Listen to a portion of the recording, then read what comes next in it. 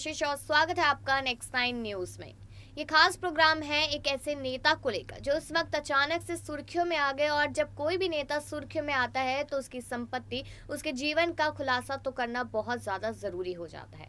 अब यहाँ पर आपको बता दी कि एक ऐसा नेता है जो यहाँ पर कहीं ना कहीं मायावती के बहुत ज्यादा क्लोज था एक समय पर, लेकिन आज वो सपा के साथ नजर आ रहा है। और कहा जा रहा है कि उस नेता की वजह से मायावती को बड़ा नुकसान हो सकता है आने वाले नगर निकाय के चुनावों में और साथ ही साथ यहाँ पर लोकसभा चुनावों में। क्योंकि देखा जाए तो हर एक दूसरा नेता ये सोच के बैठा है कि आने वाले 2024 के चुनाव हम जीत जाएंगे और प्रधानमंत्री बन जाएंगे। और विपक्ष को एक साथ करने की बात तो यहाँ पर ममता बनर्जी पहले ही कर चुकी है। और इसी बात को अगर ध्यान में रखा जाए तो कहीं ना कहीं अगर देखा जाए तो राहुल गांधी की तरफ से सारे विपक्षियों को खास संदेश भी भेजे गए हैं कि 30 जनवरी को सभी लोग इकट्ठा हो और यहाँ पर झंडा फहराए और मोदी सरकार के खिलाफ मोर्चा खोले। लेकिन वो बात तो रही अलग। लेकिन अब ऐसा कौन सा नेता है जिसकी वजह से यहाँ पर बाकी पार्टियों को बड़ा नुकसान हो सकता है, खास करके जब MY फैक्टर की बात होती है, जब D फैक्टर की बात होती है, यानी कि दलित वोटर्स की बात होती है, तो किससे किसको नुकसान होगा। तो यहाँ पर हम बात करें चंद्रशेखर आजाद की। जी हाँ, जिनको लेकर काफी सारी रिपोर्ट्स हम आपके साथ साझा कर चुके हैं कि यहाँ पर किस तरीके से मायावती को उन्होंने धोखा दिया और यहाँ पर अगर देखा जाए तो किस तरीके से उन्होंने अखिलेश यादव का साथ देने के लिए हामी भरी थी। तो शुरुआत करती हूँ इस प्रोग्राम की कि आजाद समाज पार्टी के अध्यक्ष है और प्रदेश के मुख्यमंत्री योगी आदित्यनाथ को गोरखपुर में उन्होंने चुनौती दी थी। मैदान में उस समय पर वो उतरे थे और चंद्रशेखर आजाद ने 8 फरवरी 2019 के तौर पर जब देखा गया था किस तरीके से यहाँ पर योगी आदित्यनाथ के खिलाफ बोलते नजर आए थे, तो कहीं ना कहीं अब यहाँ पर उन पर कुछ मुकदमे लग गए। और मुकदमे जब लगते हैं योगी आदित्यनाथ की सरकार में तो देखा जाता है कि हर्ष कितना ज्यादा बुरा हो जाता है। क्योंकि सबसे पहला एग्जाम्पल अगर देखा जाए तो आजम खान है। यहाँ पर आजम खान के साथ कितना ज्यादा गलत किया जा रहा है ये उनका परिवार कह रहा है, ये सपा पार्टी यहाँ पर कहती नजर आ रही है। एक के बाद एक मुकदमा उन पर लगता है। लेकिन वहीं पर अब उस लिस्ट में नाम आ चुका है चंद्रशेखर आजाद का। तो यहाँ पर पहले शुरुआत उनकी संपत्ति को लेकर करते हैं कि यहाँ पर चंद्रशेखर आजाद सहारनपुर जिले के छुटमलपुर के पास स्थित घड़कोली गांव के रहने वाले हैं। अब चंद्रशेखर ने साल 2012 में हेमवती नंदन बहुगुणा गढ़वाल विश्वविद्यालय से अपनी पढ़ाई भी की थी। लगातार इस तरीके से पढ़ाई करते हुए दिखाई दिया और उसके बाद राजनीति में अचानक से सक्रिय हुए और मायावती से अलहदा रहकर अपनी राजनीतिक जमीन खोजने लग गए। इसके बाद ये कहा गया है कि शुरुआत तो उन्होंने अपनी मायावती से की थी, लेकिन उसके बाद जब मायावती से कोई फायदा उन्हें नजर नहीं आया तो मायावती से धीरे धीरे करके अलग होने लग गए। और वहीं पर साल 2015 के दौरान भी देखा गया था कि भीम आर्मी भारत एकता मिशन का गठन किया गया था, जिसके वह संस्थापक भी रह चुके हैं। अब बारी आती है मई 2017 की, जब शब्बीरपुर गांव में जातीय हिंसा हुई तो भीम आर्मी के कार्यकर्ताओं ने विरोध प्रदर्शन कर जेल जाकर सुर्खियां भी बटोरी थी। जेल से रिहा होने के बाद चंद्रशेखर ने मिशन जारी रखा और दलितों के खिलाफ होने वाले मामलों में कार्रवाई की मांग उठाते रहे। हाथरस की बिटिया से दरिंदगी के मामले में भी लेकर और राजस्थान और हरियाणा में हुई घटनाओं के विरोध में भी प्रदर्शन लगातार जारी रहे। इसके अलावा दिल्ली में संत रविदास मंदिर हटाने से रोकने को लेकर भी आंदोलन रहा।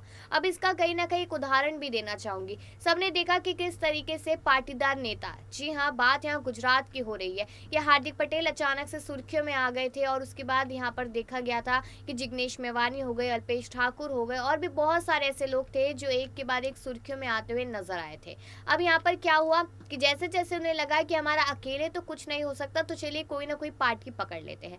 अब यहाँ पर हार्दिक पटेल ने पकड़ लिया था कांग्रेस पार्टी को, लेकिन उसके बाद इस्तीफा दिया तो योगी माफ कीजिएगा यहाँ पर मोदी सरकार में जाते नजर आए। मोदी सरकार में जाने के बाद उन्हें यहाँ पर खड़ा किया गया, एक सीट से उन्होंने भारी बहुमत से जीत हासिल की। उनके अच्छे खासे दोस्त जिग्नेश मेवानी की बात की जाए तो वो कांग्रेस में थे और कांग्रेस में ही रहे।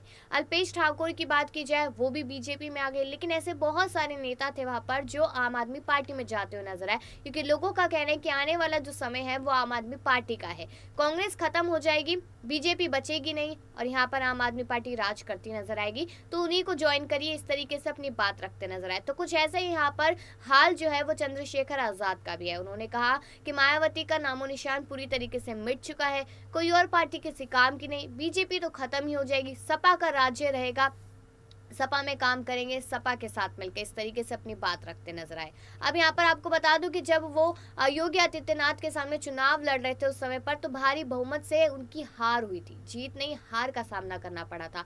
और उसके बाद यहाँ पर उनकी संपत्ति पर बैक टू बैक जो खुलासे हुए, उससे कहीं ना कहीं यहाँ पर चौंका देने वाले खुलासे और भी होते नजर आए। तो उनकी संपत्ति को लेकर बात करूँ तो उनकी संपत्ति महज कुछ लाख रुपए थी, लेकिन जिस तरीके से राजनीति में बढ़ते बढ़ते 44 लाख रुपए की चल अचल संपत्ति उन्होंने दर्शाई थी। अब उनके पास कितना था कितना नहीं, उस बात का खुलासा अभी तक नहीं हुआ, लेकिन उनकी पत्नी और परिवार के नाम कुल 44.14 लाख रुपए की चल अचल संपत्ति है। इनमें 26.14 लाख रुपए की चल और 17 लाख रुपए की अचल संपत्ति अभी भी बताई जाती है। अब इसके ऊपर सहारनपुर में 8, Ghaziabad, central Delhi, south east, Hathras, Aligarh, Azamgarh और लखनऊ में 1 तथा मुजफ्फरनगर में 2 मुकदमे दर्ज है, यानी कि 14 मुकदमे लगभग उन पर अभी भी है। और इनमें हत्या की प्रयास, सरकारी संपत्ति को नुकसान, बलवा की साजिश, घर में घुसकर धमकी देने जैसे गंभीर आरोप उन पर लगे हुए हैं। अब चंद्रशेखर के ऊपर महामारी एक्ट के उल्लंघन करने का भी आरोप लगा हुआ है। जो हमने देखा था कि कोरोना का दौर चल रहा था, तो कहीं ना कहीं उस समय पर उन्होंने कुछ ऐसे उल्लंघन कर दिए थे जिसको लेकर आज भी वो परेशान दिखाई देते हैं। वही बात की जाए यहाँ पर मायावती को लेकर भी, तो युवा दलित नेता चंद्रशेखर आजाद उर्फ रावण चाहे मायावती का विरोध करते नहीं दिखते हैं, पर बहुजन समाजवादी पार्टी सुप्रीमो मायावती शायद उनकी मौजूदगी से कहीं ना कहीं घबराती हुई नजर आती है और खतरा महसूस करती नजर आती है, क्योंकि दलित वोट बैंक की बात है इसमें। मायावती जिस पर हमेशा खेलती नजर आती है। यहाँ पर अगर बात की जाए अखिलेश शिवपाल यानी कि पूरी सपा पार्टी की, तो वो MY फैक्टर पे खेलते हैं। अब देखा जाए तो MY फैक्टर भी कहीं ना कहीं उनसे दूर जाता हुआ नजर आ रहा है, क्योंकि जब आजमगढ़ में चुनाव हुआ था तो सपा हारी थी, भाजपा जीती थी। जब रामपुर में लोकसभा का उपचुनाव हुआ, फिर भाजपा जीती और उसके बाद यहाँ पर देखा गया कि सपा हार गई, तो MY फैक्टर उतना साथ नहीं दे रहा। उसके बाद देखा जाए कि दलित वोट बैंक की बात होती है, तो यहाँ पर दलित भी कहीं ना कहीं साथ छोड़ते नजर आ रहे सपा का और अब मायावती का भी। अब मायावती ने सीधे सीधे भीम आर्मी के अगुआ चंद्रशेखर को भारतीय जनता पार्टी का गुप्तचर भी घोषित कर दिया है। भीम आर्मी के प्रमुख चंद्रशेखर के बनारस से चुनाव लड़ने की घोषणा पर मायावती ने भाजपा को निशाने पर लिया और कहा कि दलितों का वोट बांटकर भाजपा को फायदा पहुंचाने के लिए ही भाजपा भीम आर्मी के चंद्रशेखर को वाराणसी लोकसभा सीट से चुनाव लड़वा सकती है। मायावती ने अपने हमले में चंद्रशेखर को भाजपा का गुप्तचर बताया और कहा कि दलितों के वोट बांटने के मकसद से ही ये सब काम किया जा रहा है। और मायावती इस तरीके के तमाम आरोप भी लगाती हुई नजर आई है। उनका आरोप ये भी है कि यहाँ पर अगर देखा जाए तो सपा ही कहीं ना कहीं आने वाले समय में गठबंधन करती नजर आएगी भाजपा के साथ, यानी कि यहाँ पर बेबुनियादी बात मायावती लगातार करती हुई नजर आ रही है।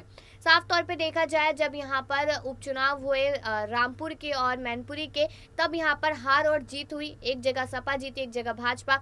पहले तो उन्होंने अपना कोई प्रत्याशी नहीं उतारा, लेकिन जब यहाँ हार जीत देखी तो उसके बाद कहती है कि भाजपा और सपा के बीच में देखा जाए तो यहाँ पर गठबंधन था और वो गठबंधन अंदरूनी तौर पर था, यहाँ पर साठगांठ थी। इस तरीके से अपनी बातें रखती नजर आई। लेकिन अब हर एक शख्स पे इल्जाम लगाना, आरोप प्रत्यारोप लगाना क्या सही है? अब सवाल आखिरी में मेरा आप लोगों से बनता है कि क्या आपको भी लगता है कि चंद्रशेखर आजाद जो भीम आर्मी के संस्थापक है, क्या सच में वो यहाँ पर मायावती के लिए खतरा पैदा कर सकते हैं? आने वाले नगर निकाय चुनाव और लोकसभा चुनावों में मायावती की भारी बहुमत से हार हो सकती है? इस पर अपनी राय जरूर दीजिएगा और बाकी ऐसी खबरों के लिए देखते रहिए नेक्स्ट 9 न्यूज।